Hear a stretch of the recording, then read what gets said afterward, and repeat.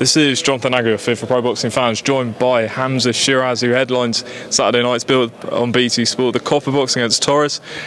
Hamzah, how are you feeling headlining Saturday night? Feeling great. I'm feeling great. All in good spirits and ready for Saturday.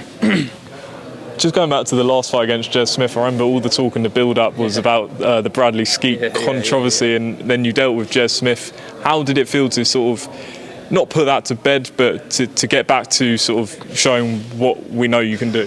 It was more just using it as added fuel to the fire. Do you know what I mean? Just using it as added fuel to the fire. And yeah, I got the job done, didn't I? And I'm still going to use it come Saturday night because, listen, you've still got the critics out there. I mean, you always have them. It's boxing at the end of the day. But I'm just looking forward to getting into the ring on Saturday now against a good opposition in Torres. How did it feel being up at 160? Felt great. I'm still feeling good at it now. I think I'll be here for the next few years as well before I do move up to 168. But yeah, for now, 160 it is, man. Hopefully I'll win a world title there as well, inshallah. Interesting opponent, Torres, on Saturday night. Obviously, you know, we know you went the distance with Jose Benavidez, who you've sparred. Yeah. So, you know, what's it like? What do you think of this opponent? Good, tricky, knows his way around the ring. He's caused many upsets. This ain't nothing new to him, do you know what I mean? And I'm looking forward to it, man. I'm definitely looking forward to it. It's going to be a great fight. I've worked my ass off in camp. So yeah, now it's just that point where you're like itching to go now, isn't it? Away in tomorrow and then fight night Saturday. Are you thinking I want to do a better job than Benavidez did, or are you just thinking I just need to get this win? I never ever look based on other people's performances because everyone's different. I fight nothing like Benavidez. I'm a completely different fighter to him. So yeah, I'm just going to go in there, do what I've been practicing, figure him out, and then see where it leads to from there. And how's camp been in Ricky Funez's gym? Who have you been sparring? Yeah, no, it's been good. It's been good. There's been some good names out there I've been sparring, ones I can't pronounce. Do you know what I mean? So that's how you know you're sparring good names, when you can't say the name properly. Yeah, and been getting great rounds in, obviously for this style as well, very tricky fighters, but also getting the hard sparring as well, just to make sure if you do get into the trenches, I'm ready. Is there anyone out there in America and like the LA area who you want to spar that you haven't sparred yet? Not really, because I'll end up sparring anyone and everyone anyway. So whoever it is. But one thing about LA is you always get good rounds. No matter what it is, sparring is always the top notch. So yeah, I'm very grateful for that and grateful for being at the Ten Goose Boxing Gym. I find it interesting that you're probably one of the few fighters that have actually relocated to the US. I know we've spoken about this before, but It takes some courage to do that. Would you recommend that to other British fighters?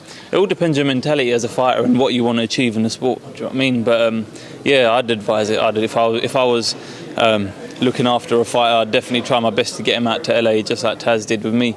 Because when you go over there, you get the Kazakhs, you get the Cubans, you get the Mexicans, you get the Americans. It's almost like the hub. It's the hub of boxing. Do you know what I mean? But yeah, listen, everyone's different in it. But my mentality, definitely, I'd say get out there if you can. And where sort of Ricky's gym is located, I believe, is quite near Joe Gooson's gym. So have you? Same gym. Same gym. Same gym. Yeah. Joe. Obviously, it's called Ten Goose after Joe Gooson, named after him. And Ricky was under his tutelage. Now Ricky's my head coach, and Joe's obviously in the gym with. We've been training at the same time and alongside the likes of Ryan Garcia, Frank Sanchez, Chris Arreola, all these names out there. So it's great, man. It can only add to my experience and make me that better fighter. Yeah, I wanted to ask you about that. Obviously, Ryan's back this Saturday. How's he been looking? Have you been sort of speaking to him and seeing how he's been sparring? To be honest with you, when I do see him, it's only in the gym, so we don't really chat much because he's training and doing his thing. But from what I've seen, when you see him in real life, he's sharp, man, sharp as a tack, honestly, and I think you're going to do a job on Fortuna this Saturday night. And are you expecting him to call out Tank after? Yeah, he probably will. Do you know what I mean? But listen, I'm more worried about what I'm going to do on Saturday rather than him.